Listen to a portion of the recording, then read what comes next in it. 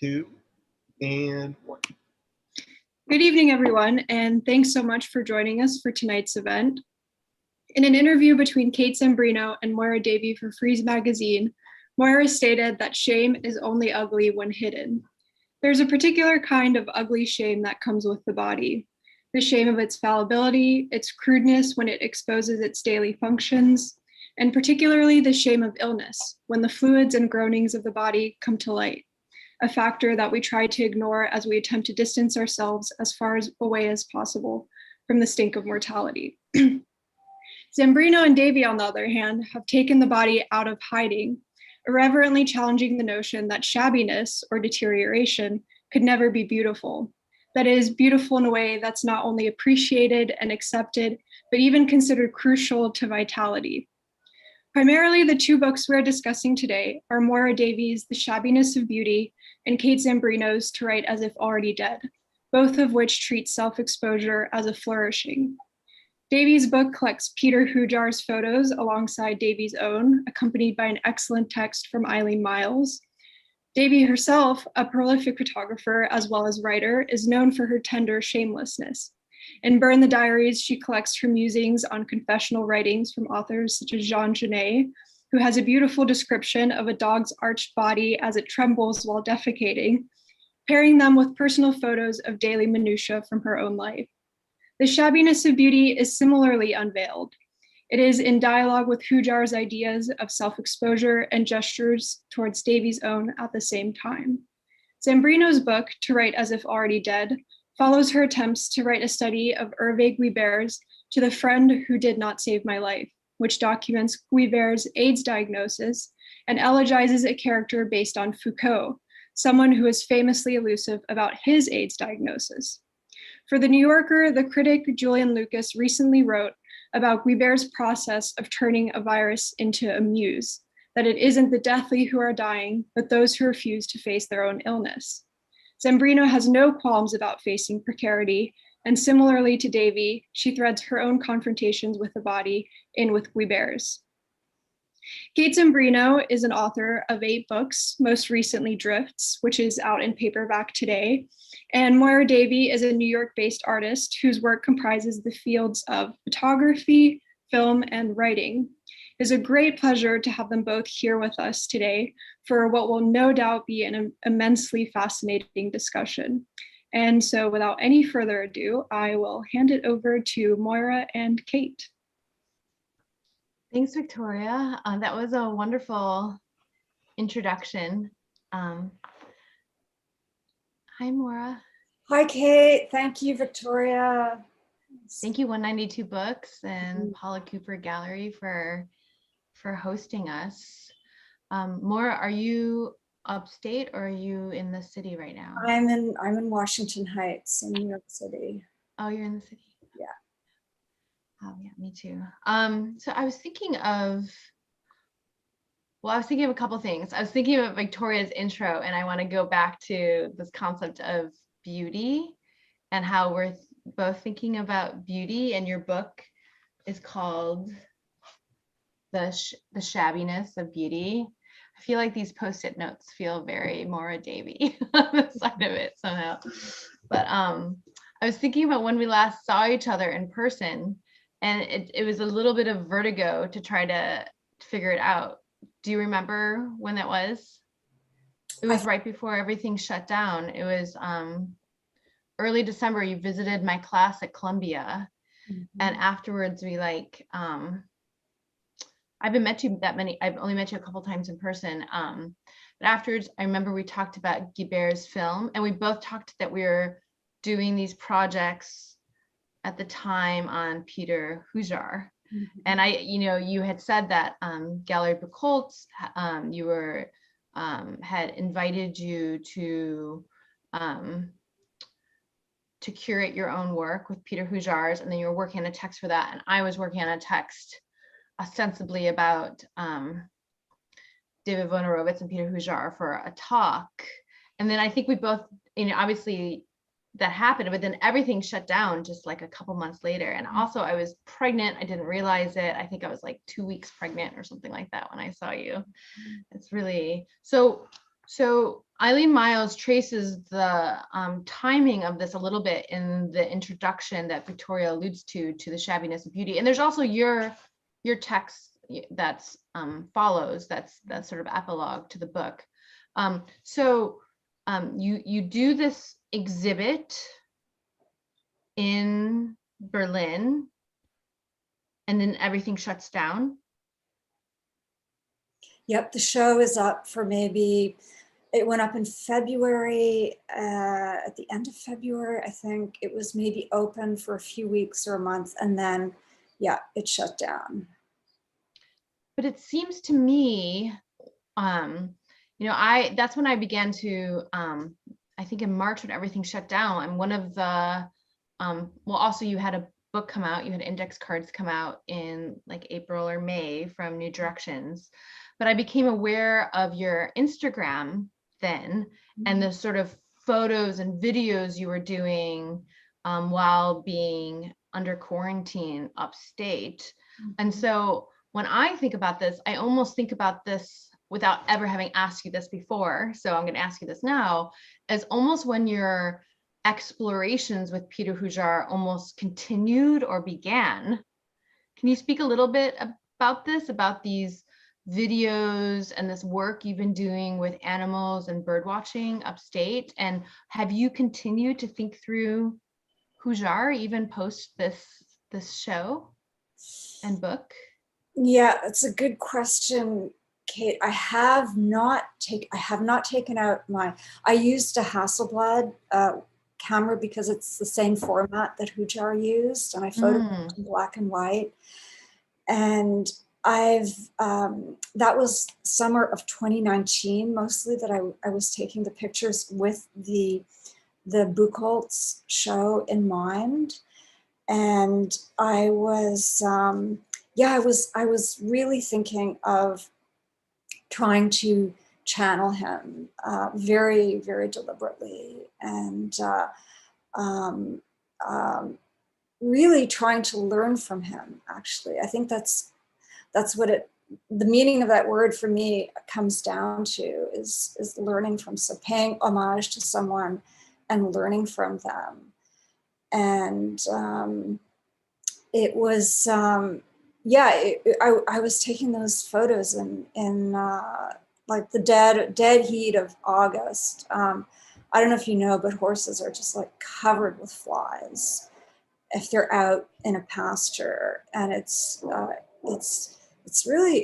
pretty intense. They don't stop moving because they're trying to swish the flies off each other. I was using the wrong shutter speed, which I didn't, figure out until a lot later.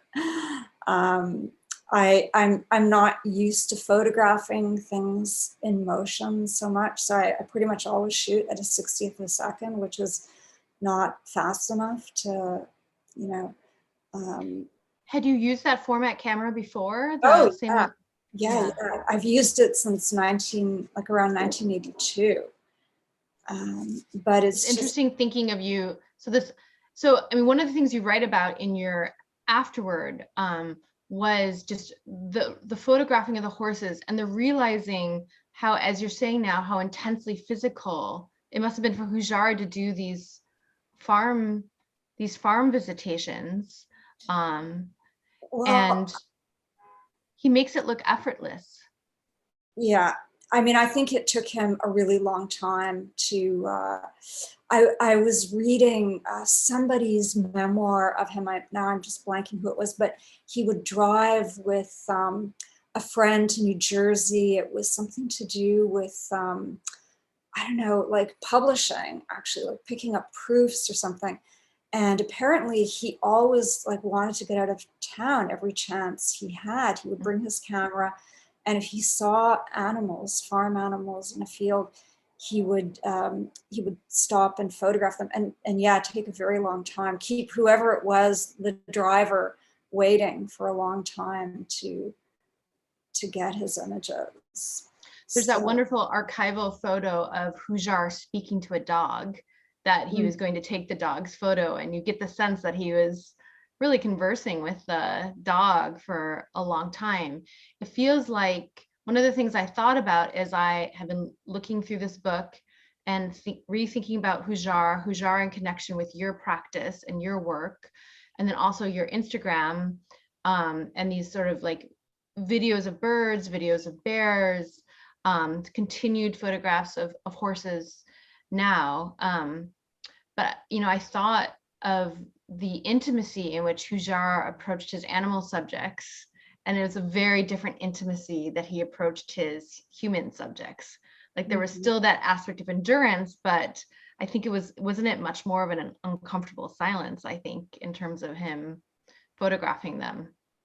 Yeah, from what I've heard, he didn't he didn't communicate very much with his human subjects. He just he waited, and when they started doing whatever it was that interested him, then he would start taking pictures. But I think with the animals, he would actually talk to them, and I'm sure it was pretty amusing from what I know about him. Well, it's so striking how you write, and it's you know this idea that, and as you can see too, that his animal portraits are so still, but animals are always moving. So like, I mean, that's like when you stare at a Hujar animal photograph long enough, you know, there's always that question, like, why am I looking at this? Like, why am I looking at this photograph of an animal? And they do look like they're waiting to be photographed somehow, like they're aware of the camera.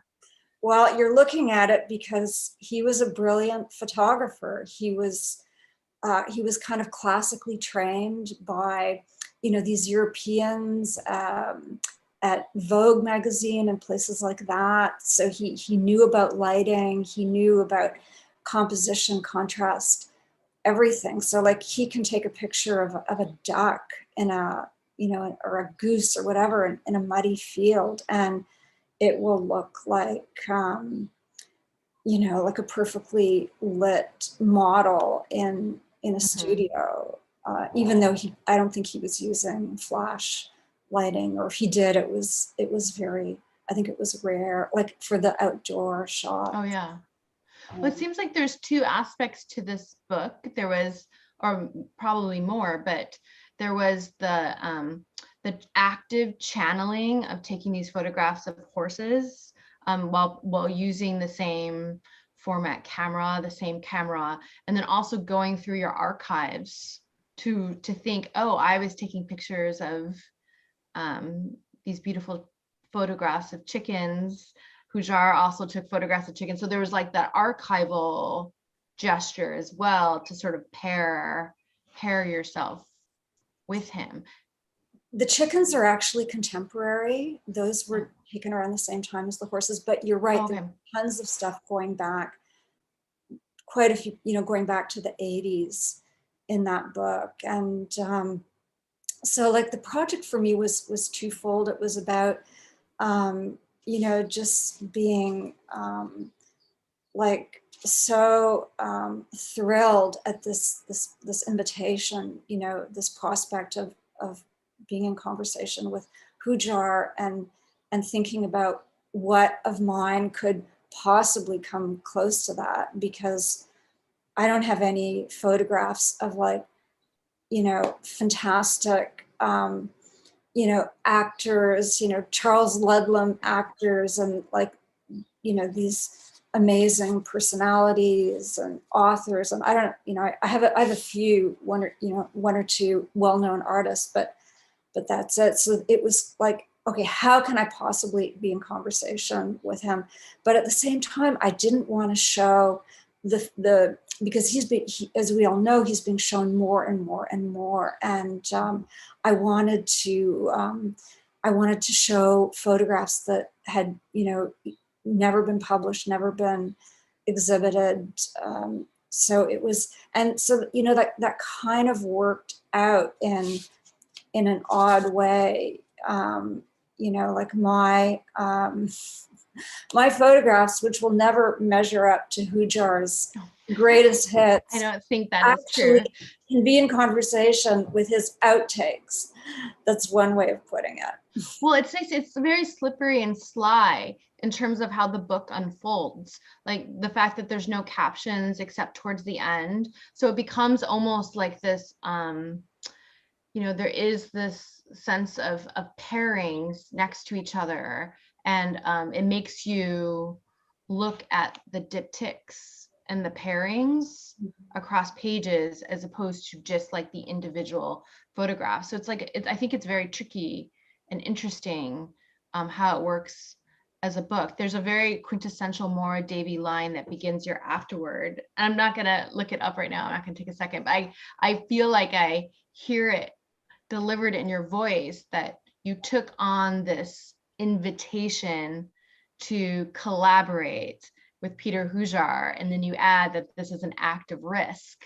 And I wonder, is there a delightful aspect to being asked, to being invited, and not knowing you were going to do something, but to be invited? You were commissioned, I believe, I've never asked you this, but I've always assumed you were commissioned to do the Derek Jarman homage, also an homage, a seance, a communion, a doubling through the Walker Art Center with the wonderful Notes on Blue. And so I kept on thinking about that and this idea of, was it, you write, and I mean, it's, obviously you were familiar with Peter Hujar's work and you exist within the tradition of Hujar, the many layered tradition of his work.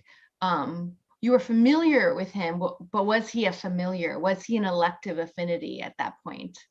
Or was this something where you had to kind of take on like that question of what would it mean to become more intimate with, I mean, he's been an effective, elective, sorry, kindred, like a kindred. He's from day one, and I think day one might have been the first time I saw his book, Portraits in Life and Death. Everything I was exposed to by him kind of happened around the same time, like 88, 89, when there were several shows. There were two, I think, solo shows in New York. There was Nan Goldin's curated show, Witnesses. And I saw the book for the first time, and I was just completely taken with his work. And so yes, it's been it goes back like 30 years or whatever that is.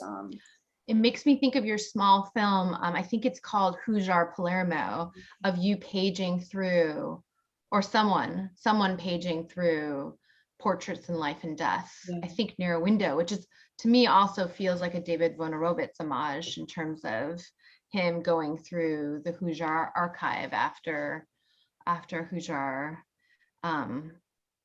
died.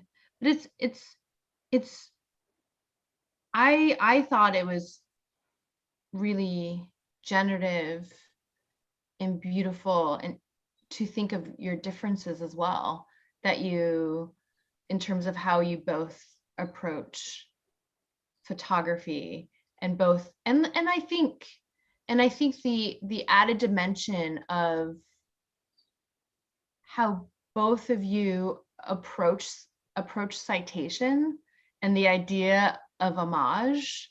Like, I think of your work, and you write this, and that the afterword, your work is its own, obviously beautiful, vibrant thing, but is like this very this like tissue of text, right? That there's the invitation text, then there are the other artists, there's the idea of homage throughout, the idea of channeling. Like, I always think of your work in this really interesting conversation, and often the conversations you have with artists and thinkers continue across your photo books and continue across your essays. Like Chantal Ackerman continues. I feel like Guibert continues. I feel like David Wojnarowicz continues, amongst others. But, I think that Hujar didn't, the idea that Diane Arbus shunned him for being derivative of her. It might have been this simple, silly thing of, keeping the black frame line.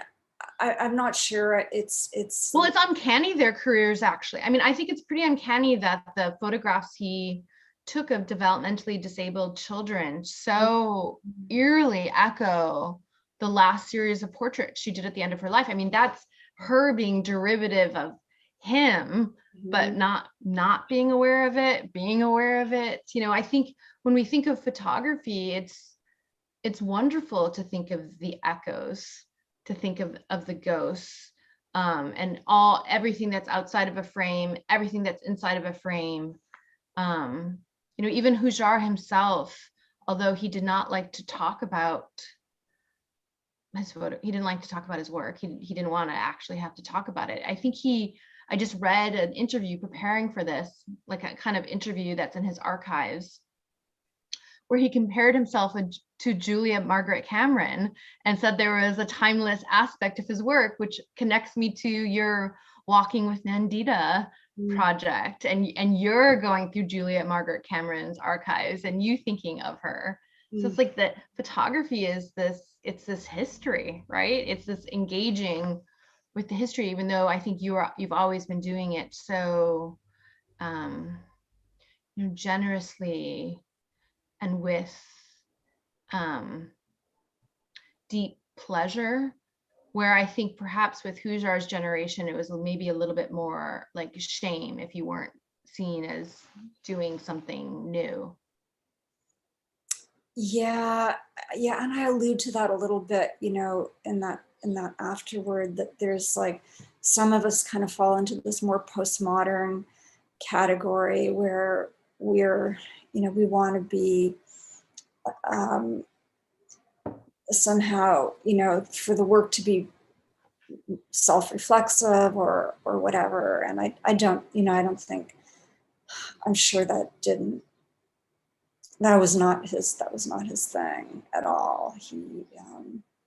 No, he didn't want to explain. He didn't, I think that's why it's so delightfully weird to read the letter at the end of your book from Hujar, because I mean, I've spent a little time thinking through his archives, but I've never read his voice.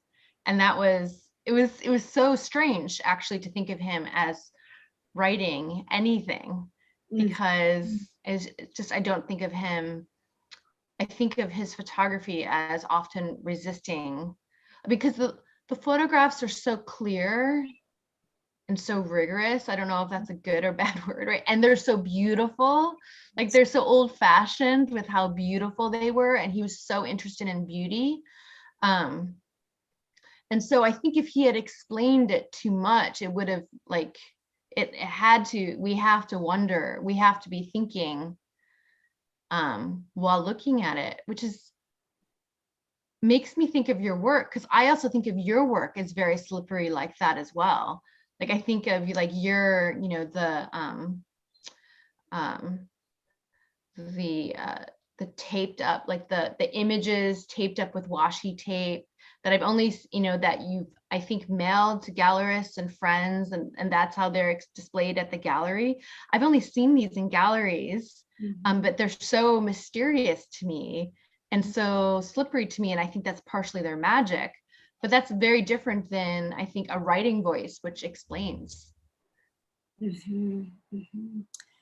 But you said you read an interview with him in the archives.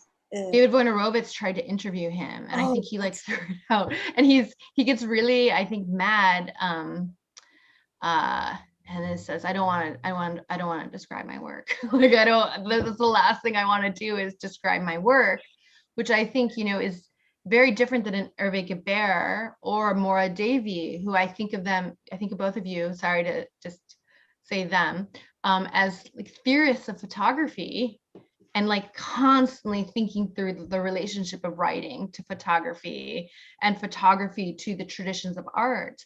And I think Hujar had that referential mind, but he didn't want to put it in language at all. Yeah, I think that's very accurate. Well, Kate, since you mentioned Guibert, maybe let's segue into talking about your latest book titled "To Write as If Already Dead." Such a fantastic title, and it was also you've played with that quote in other work, but attributed to Nadine Gordimer, right? Yeah. And I attribute it to Duras, and you are probably right.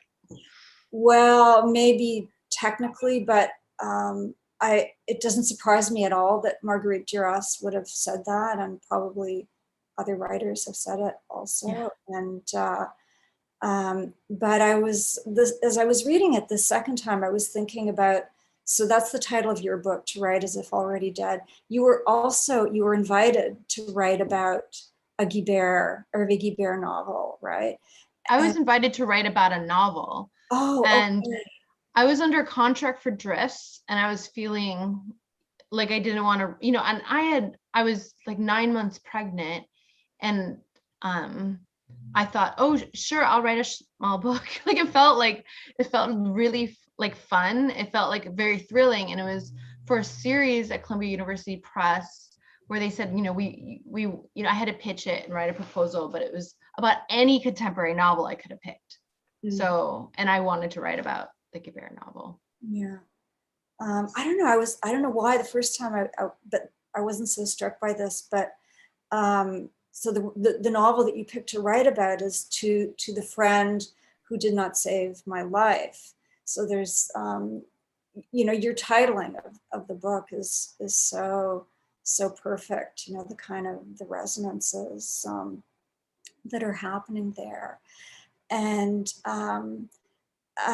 it's a beautifully structured book, even though you write about, I don't know, not having a structure, searching for a structure,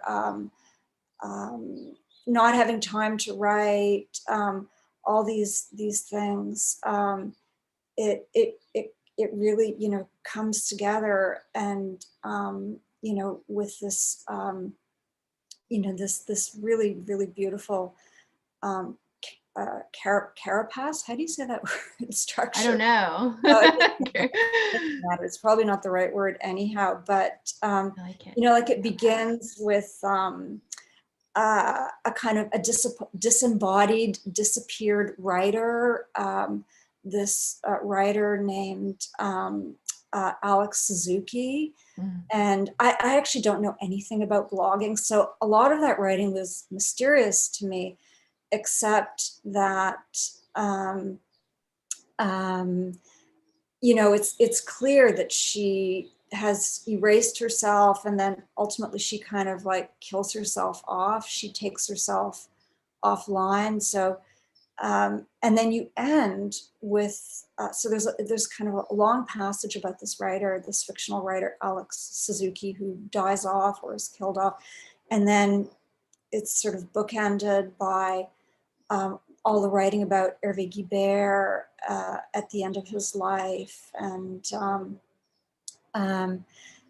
also the ways that bodies intersect, like, so it turns out that you're pregnant for a second time during this absolutely horrible pandemic. You're locked up in an apartment with a toddler, you're pregnant, you're having all kinds of somatic issues like mysterious pains and worse, health scares, and it's very, very scary. And I remember just being like amazed to think that you were going through pregnancy on top of everything, on top of being completely quarantined. And so you don't make any like obvious sort of, but okay, we know that, Hervé Guibert died of AIDS. It was at the height of, he died at the height of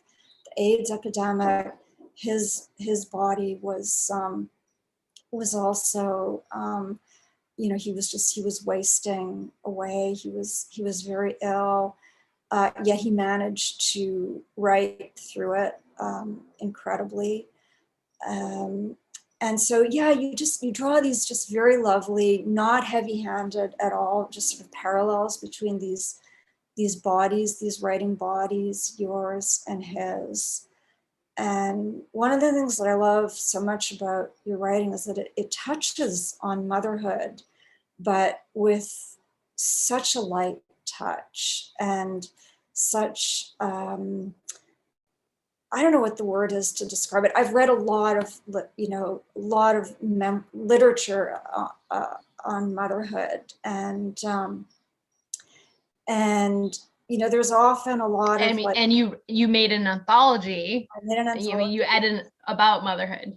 There's often a lot of guilt, anger, hatred, acrimony, resentment, and so here you are, you have a toddler, you're pregnant, you're trying to write this book. You're actually able to write as you're breastfeeding your baby.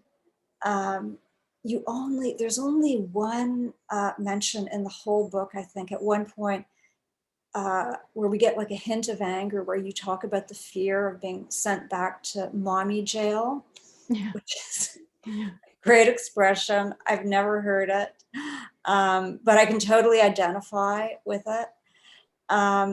Anyhow, all those, maybe not all those feelings, but some of those feelings are probably there, yet you manage to write through it, over it, around it. You turn it into, you kind of barely mention, you just sort of mention your daughter and passing, you talk more about the pregnancy. So your child is a presence, but there's just such a light touch in the way that you write about her. And I find it very, very beautiful. And I always appreciate when you say that to me, because I think that I think that for me, it kind of, and it's an interest in, I'm quite interested in a project like Bernadette Meyer's Memory Project, but, and I think I'm really interested in conceptual projects that deal with time and the body by mothers, where it's only kind of part of it, where it's not all of it. And I think it just kind of connects to my interest in time and the body. I mean, that's what I think of the Guibert project. I always love writing projects where I can give myself a deadline and then it becomes a conceptual thing for me. And I think that's what the pandemic became. I mean, I was like, kind of didn't write the book for a while, actually. And I was kind of thinking maybe I was never going to write it, and that would have been okay, even though I had signed a contract. But it became very interesting to me to think about writing, the relationship of language to illness, and and even thinking through, I think through like Virginia Woolf in the book a little bit, and Sontag a little bit as well, and Acker a little bit, but just this idea of, when does illness become a sort of space of knowledge, or become a space of another sort of production?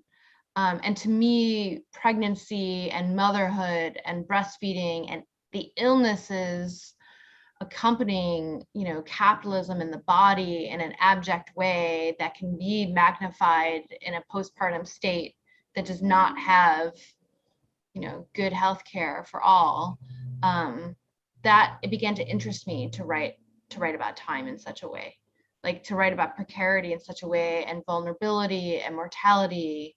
I don't know, I think that's, why I took on the contract to write about Guibert, but I was searching for a reason to write about both the Alex Suzuki character and Guibert for quite a long time. And I always linked the two together. Mm. So I really wanted to take that on. And it was just, you know, this desire, these like very private longings to document such an ephemeral time, and to have some discipline and will over that ephemeral time, but to note the formlessness of it as well. And I think that the Guibert book was an example for me. I was working with notes I had for a couple of years, but it was a moment where, much like Guibert writes in the book, the project became a companion for me, where I wanted to work on it, and it was not work, and it was not for capitalism. It was not to be commodified. It wasn't a commodifiable impulse for me. It was a playful impulse, and it was time. It was like I had an hour or 2 hours a day to work on it, because I had, you know, a 3-year-old in a pandemic who wasn't in school, and I was severely nauseous all day. And so it felt like a staging that felt urgent for me to think. And it wasn't that I don't think I ever was trying to compare what it, like the idea of suffering from AIDS, but can I think about a body in a room? And that's what to me is so urgent about Guibert and your work. But this idea of restaging a body in a room, never forgetting the labor of the body in the room, and that it's a body in a room making the art and writing it. And you know, what happens to time when you're ill? What happens to time amidst capitalism? And I think those are, it's like, I can't, this is still, I don't know if writing is the best medium for it, but that's still a project that I find very urgent with others. I think that there was this urgency for Guibert to work on these illness texts that I felt I had to almost insert myself in it, just the body, the embodied I, in order to understand why he wrote them. Yeah. Why did he write them so fast? Yeah. Why when he was dying and he had a million reasons not to write, why was he still writing? What was language to him? Yeah, it was like it was like the only thing he cared about. It was the thing that was keeping him alive, the prospect of writing these books. And there's two other really nice bookends that I noticed this time, and it's like the pilgrimages that you make in the first part of the very beginning of the book. You've decided you're going to write this project. You go to Paris with your family, and you're going to go to the Salpêtrière, which is where Foucault died, and also Roland Barthes died, and it's also where Charcot, the famous Salpêtrière. And so you have a small grant, you have some time, you go, but everything fails because you're exhausted. You've got a 2-year-old or a 3-year-old, and you were supposed to have like this time where you went to the courtyard of the hospital, and you were, and to all these different places where Guibert lived, and so on. And so it's a failure, and it's not a failure because you still managed to write about it. You managed to write about this lost experience that you were supposed to have. So that's the beginning of the book. And then at the end of the book, I think it's the very last paragraph, you write the most beautiful image of being somehow transported to Elba, the island of Elba, which is a place that Guibert went often. He might have, did he have a house there? And it's the opposite experience. You're free, you're child free, you're free to write, you're being taken care of, the air is warm, like it's kind of like you've gone to heaven. And it's so lovely because it could be absolutely real, but it's also probably a fairy tale. And it's kind of, doing both those things at once. So again, I just like, I really appreciate the way you structure the book, that you take all kinds of loose ends and detours and drifts and you write about all these different authors but it's just so beautifully held together by these different experiences, one real and very frustrating, and another one probably imagined. Well, yeah, I mean, because it's a pandemic, we can't travel. But yeah, it does end on a very speculative note. But I think that there is, when I found out that I was going to do this book, I think so many people kept on telling me to travel. And I think people who don't have young children and childcare. I mean, I have my partner, which, I'm lucky that we share childcare, but it's impossible to this like fantasy of a sort of derive or a pilgrimage in real solitude for me is really impossible. And I think I've had to reckon with that. And so I think it was a real joke throughout the work, because everyone kept on saying, go to Italy, go to Paris. I mean, I went to Paris for 2 days. It's the only time I've left the country since I've had my soon to be 5-year-old. But yeah, I've had to just come to terms with that's my life now. And I've had to be way more aware of time. When I read Drifts feels like science fiction to me, because that person has so much time, and I just can't even imagine having time. And so I've had to kind of come up with constraints and forms, and and even I think research is pretty close to people with young children. There's a pretty famous fellowship at a library that I'm not going to name, but I was writing with them because I wanted to apply for it, and they said, well, you have to be there from 9 to 5 every day. And I was like, I have a baby, like I can't be there from, is there anything we can do? And they're like, oh, well, when your children are grown, maybe you can apply for it. Okay. Yeah. There's a part in here where I think you cite Banu Kapil, who is citing Cesar Era, and she's talking about this idea of writing without time. And is that what the where he says you can't write it, and it's an essay that published in the Paris Review, the translation of it. And I think that, and Banu Kapil, I think, is one of the great contemporary writers of precarity and alienation under capitalism, but finding real joy and mischief amidst the constraints of life. And I think her Bon and Banlieue is almost like she's saying, I can't write this epic novel, so I'm going to write this almost anti-epic that has its own lyricism to it. But yeah, her conversation, the book is dedicated to Banu, who I first met in that blogging space.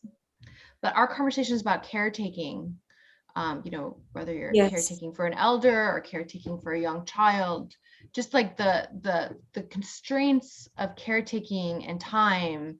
And what Banu called to me survival energy forms a lot of the conversation of the book. And Cesar Era, I love Cesar Era, but I think Cesar Era can write 2 books a year because I mean, he sounds like a marvelous man, but I'm sure someone brings his coffee to him. You know what I mean? Like, I'm imagining he doesn't have to like look at all the dust bunnies everywhere and be like, why is no one looking at how many dust bunnies are everywhere? Or like, you know, buying kids clothes or doing pickup. So he writes this thing like, you can't write a novel the night before dying. Yeah. And that quote, which Banu writes to me about, forms a conversation, because that's what Guibert is doing, right? He is writing a novel, but is he writing a novel, right? He is writing a novel, but he's writing what he can. He's writing this document of urgency, and I think an interesting, tricky structure, but a document of urgency where you really do get the sense like a page is a day. And you get the sense that the ellipses between the pages are times when he couldn't write because of the conditions, the material conditions of his life and his body. Yeah. And I thought what he said, you cite him from an interview on that French show, Apostrophe, where he's asked, you know, do you think it was wrong to write about Foucault's death? And he just says, like, so simply, I don't know, does this death belong to anyone? And yeah, I think, yeah, he it was just such an honest response to this question that had been totally kind of hystericized in the French media. Yeah, and you know, I think even there's this, you know, Guibert resurgence now, and I always think of Guibert in connection to your work as well. There's been this Guibert resurgence now, which is wonderful. You know, Semiotext reissued to the translation of To the Friend, and you know, Nightboat published Maternal's translation of the diaries, like all this wonderful stuff. But I think there's still this sense that Guibert betrayed Foucault, or that, you know, Guibert, you know, was indiscreet, or that there was some crime committed from the book, which I think I was really interested in thinking through that, because I think that's a lot of the shame that Victoria spoke about in the intro. Like, I think that's a lot of the shame that's connected often to writing, is about writing about others, writing about our encounter with others in ways that are seen as indiscreet. And I think that, yeah, I think I tried to take that on somehow. You know, the morality even around that question of, you know, whether Guibert was wrong. And you think it's still like kind of a contested thing, or Well, I just like, there was Prue Segal's, you know, very beautiful review in the New York Times of his book, but I think she also writes, you know, I think he was wrong to write about, you know, Foucault in the hospital and outing him. And, you know, I think it's, you know, we're dealing with, you know, a period of time in terms of how AIDS was viewed as this intensely moral disease. And in Paris, just even the relationship of medicine, you know, people who were dying were not told they were dying by their doctors. It was all this like climate of secrecy and containment and morality that Foucault himself critiques, you know, in his work. So I think that, you know, I think that Guibert was really attacking a very censorious policing society.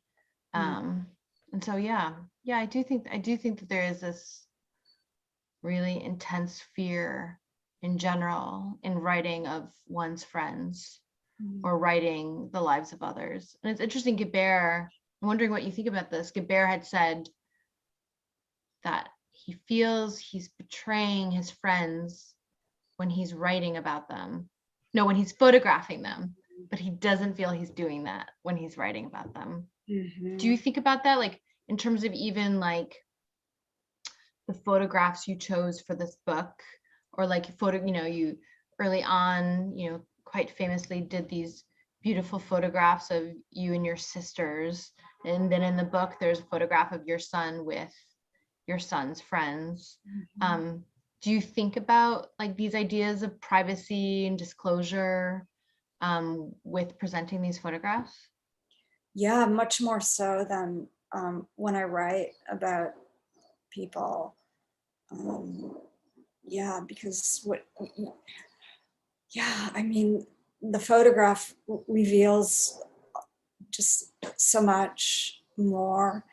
I don't know, writing is just can be more layered and mediated, and you can disguise your feelings, you can fictionalize, you can, there's just so many more tools I think that are available in writing to, just create a portrait that's much more nuanced. I think, yeah, no, I'm very, very, I'm much more self-conscious when I photograph people. Yeah. Then do you get their permission for it to appear somewhere? Yeah, nobody signs anything. It's a kind of tacit permission. It's trust, basically. So I think we're at 6. I think we might open it up for questions. Is that right, Evan? Okay, yeah. Sending over questions now. Moyra, are you going to write more on Peter Hujar, or do you see this project as kind of closing? I haven't. I'm not no, at the moment I'm not thinking of writing anything more on him, but I don't see it as, as like closed off at all. I think, he's someone that, like Gary Schneider refers to Hujar as his lifelong mentor. And I never knew him. Gary knew him intimately. Gary was his printer. So I can't claim any kind of, closeness like that, but I'll always continue to, to look at his work and same with Hervé Guibert's work.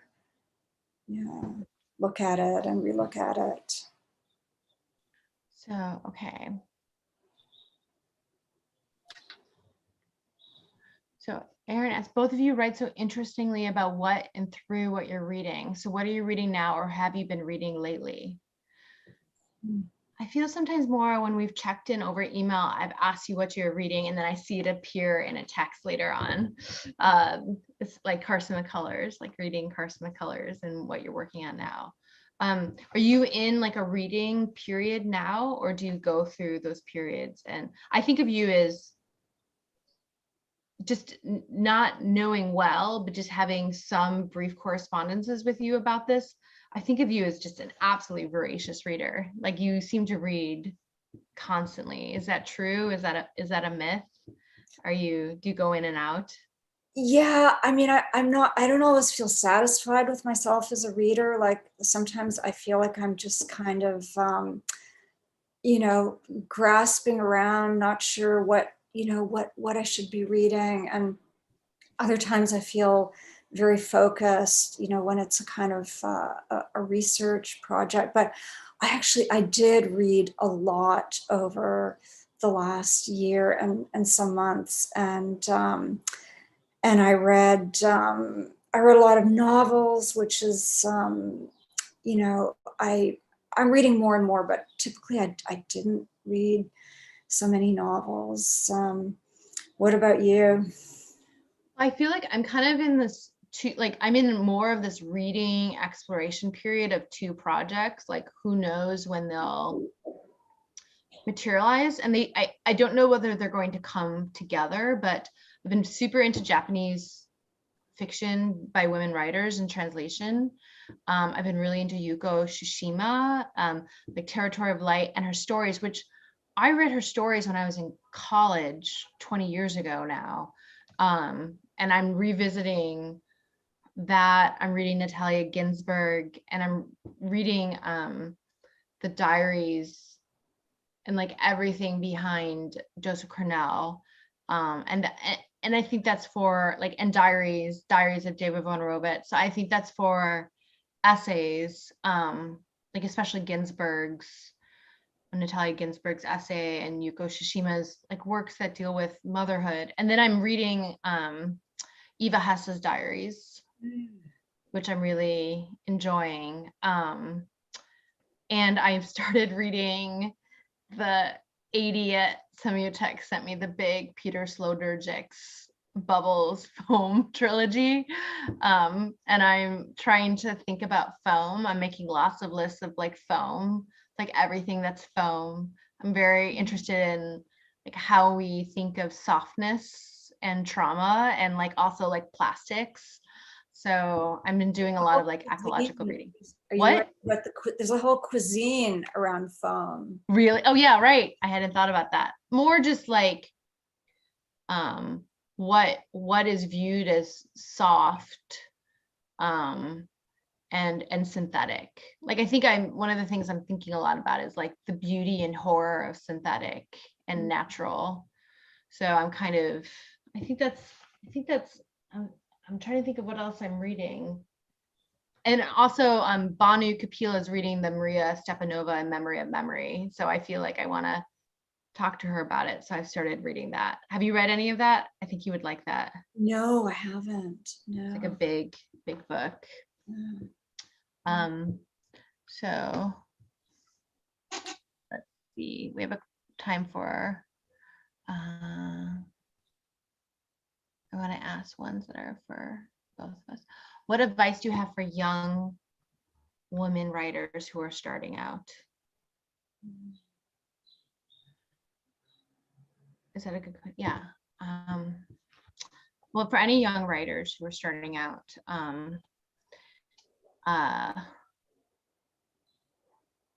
would just say like to read and research. Like I honestly think that like I've been researching Joseph Cornell for 20 years. I keep on trying to put him in books and I feel very old fashioned that I'm still so interested in him because I feel like a million people have written about Joseph Cornell, but he has this concept called the explorations, like beyond his boxes. And he would like keep a file on something for like 20 years.